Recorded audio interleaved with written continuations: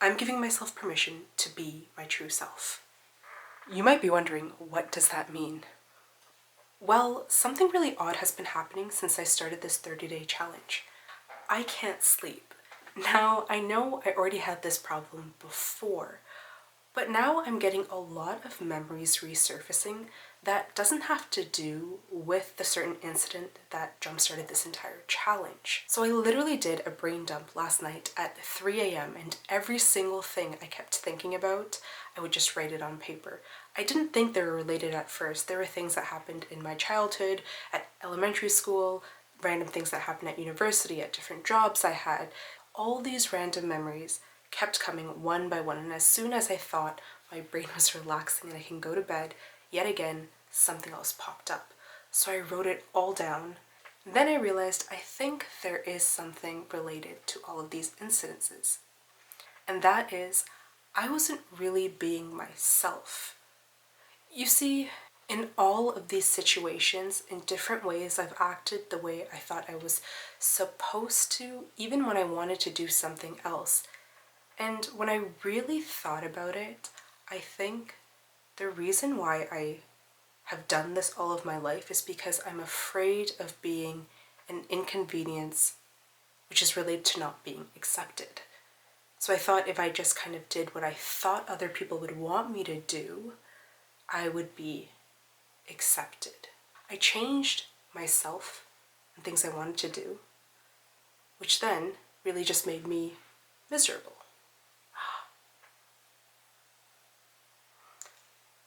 I think because finally I'm doing something that I really wanted to do, which was vlog and work on myself, two things that I've been pushing off for years. Maybe my body has finally felt safe to stop.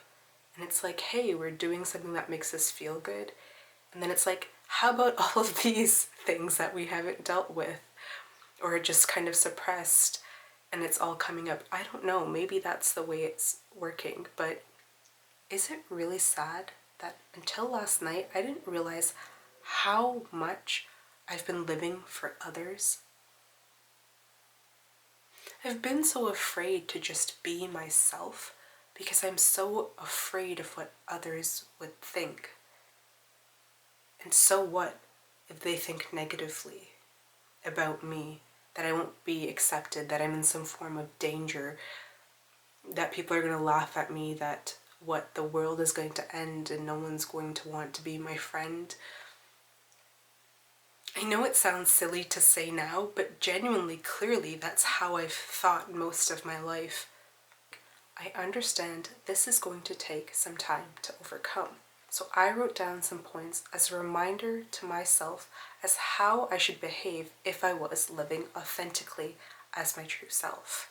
Number 1, saying more of what's on my mind instead of saying what I think people around me want to hear. Number 2, not following the crowd to fit in.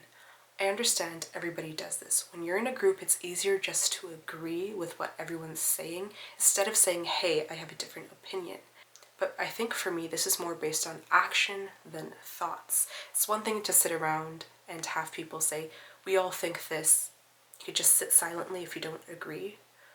But when it comes to, hey, let's do this thing, and I don't want to do it, I usually do it anyways because I'm like, oh man, everybody wants to do it, although I really don't want to do it. So I'm going to try to not do that.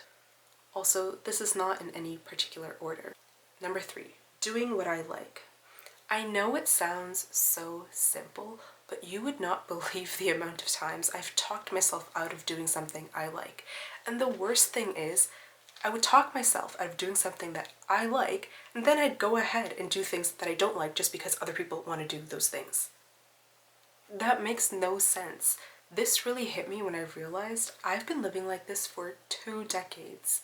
So I've literally been hurting myself and not doing what I really wanted to do or say for 2 decades because I was so afraid of what other people would think, and I was so afraid of not being accepted, and I was so afraid that no one would want to be my friend and I'd be a loner, and I don't even know what other things I told myself to end up doing the things that I did. Number 4, accept that not everyone will like me. I need to stop thinking that I can make everybody like me. The truth is, I won't. There's always going to be people who don't like what I say or do. There's going to be people who don't like this video, and that's okay. If everybody liked everything that I did, and I liked everything that other people did, then we'd all just be the same, and we're not. And I have to let that go. I think this is a really hard one because I'm a people pleaser, but the more time I spend trying to please others, the less time I'm spending on myself, trying to grow myself and doing things that I like. So we're not going to care what other people think, and we just have to accept that not everyone is going to like us, and that's okay. Number 5, trust the right people will stay. I think a big part of caring what others think is the fear that they're going to leave. If someone gets mad because you don't behave the way that they want you to, they're just going to leave and say, I don't want to be your friend, or I don't want to be your family member, and just shun you. But good people will always stay. And I need to tell myself that again and again. And having disagreements in life is normal. It's okay. As I'm literally saying this, there's a part of my brain and my heart actually that's like, is it okay? It's not okay. And I'm only realizing through doing this how much it's been ingrained in my body, in my brain, in my heart, in my gut, that this is just the right way to live.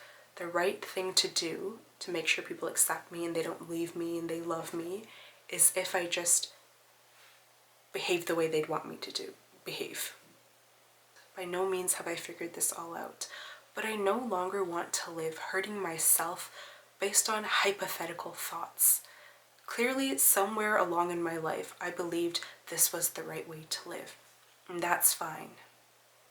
I can't go back in time and change it, but I can make a change now, and especially taking a really big, courageous step of posting on YouTube and committing to a challenge and kickstarting a much bigger journey, I think, is signaling to my body that something very different is clearly happening now.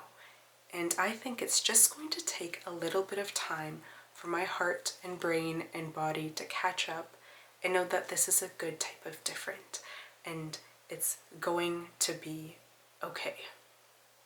I know it's only day 8, but I think we're doing pretty good. Not only am I challenging myself to move my body every single day, I'm also starting to realize a lot of subconscious patterns that I have, and I think it's about time I start living more authentically and just being myself. So I'm very excited, and if you're wondering, today I didn't make it to my 7 a.m. yoga class this morning because I stayed up till 5 a.m. But that's okay because I actually did yoga at home. I just followed a YouTube video. I'm really excited to see how the next 30 days are going to go. I know you can't put a time limit on healing. The reason why I gave myself a 30-day challenge is because it didn't sound as scary as saying I'm going to commit to living this way for the rest of my life. I'm just hoping the skills and the habits that I build throughout these 30 days are things that I'm going to take with me. If you do like what you're seeing, please do subscribe. And if you're confused about what's happening, do watch the other videos. I've linked it in the description. Good night, and I will see you tomorrow.